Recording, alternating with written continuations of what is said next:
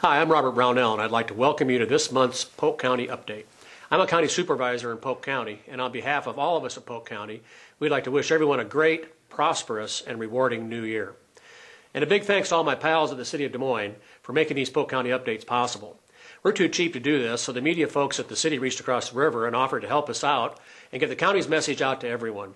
If you don't know it, the city has a crack staff of media people, an excellent group of folks, and they're dedicated to getting the news about the city and the county to you, the taxpayers, in a timely and understandable way. So thanks again, guys.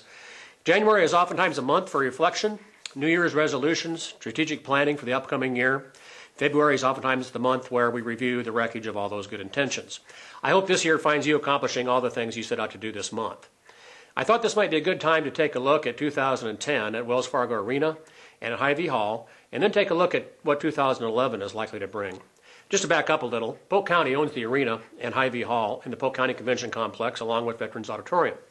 In the aggregate, it's called the Iowa Event Center. We talked about what the county is doing at Vets a couple of months ago, so we won't cover that ground again. The county took over the convention complex and Vets from the city of Des Moines in the late 90s. In 2001, the county passed a resolution 3-2 to build the arena and the new convention center. It opened in 2005, and it's been successful beyond our wildest dreams. One of the reasons for that is that we privatized the management of the Iowa Event Center. The board contracted with Global Spectrum to manage the facility.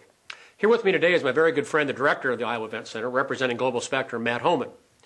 So Matt, how's the partnership with the county working out from your perspective?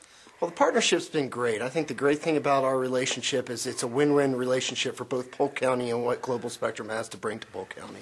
Do you do this with anybody else in other parts of the country? We manage about 92 other facilities across the country. However, I'm a little biased when I say that I think this is the best relationship we have in any of our facilities across the country. We don't see how that could be any different.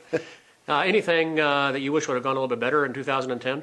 Well, I think you always hope for some events to go a little bit better in 2010. However, some of our traditional family shows didn't show the type of growth that we like to see. But I think that's going to continue. I think that'll continue in the new year in 2011 and forward. I think we'll start to see that growth start to pop back up.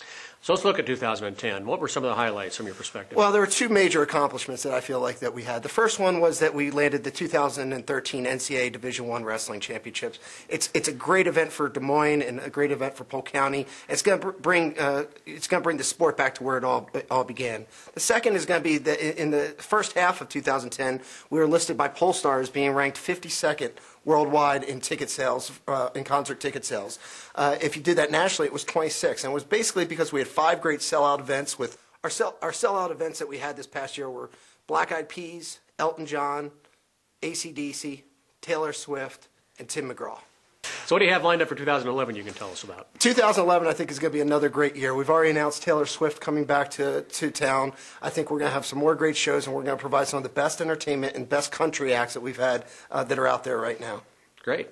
Now, how hard is it to land these popular groups like Coldplay or U2 or Keith Urban? How does that work? Well, U2 right now is the king of the world. They're playing everything for 50,000-seat stadiums and above. They haven't done many arena tours. But the key in our market is really continuing to sell tickets and having a market that supports it. Since we opened Wells Fargo Arena about 5.5 years ago, we found that the market is very supportive of our shows. People want to see the great entertainment. And if we keep doing that and they keep coming down to the shows, we're going to keep getting better and better acts as we move along. Now, you guys have an event that you yourself have created. It is not a traveling show, and it's the Wine and Food Exhibition. Why don't you tell us about that?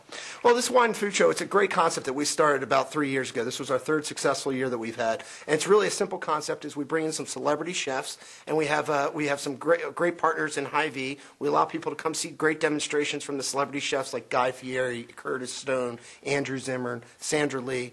And then we work with Hy-Vee, and we have a great example for people to come and sample wine, taste wine, buy it right there and walk out. You could taste and sample over 250 wines at our show this past year. Great.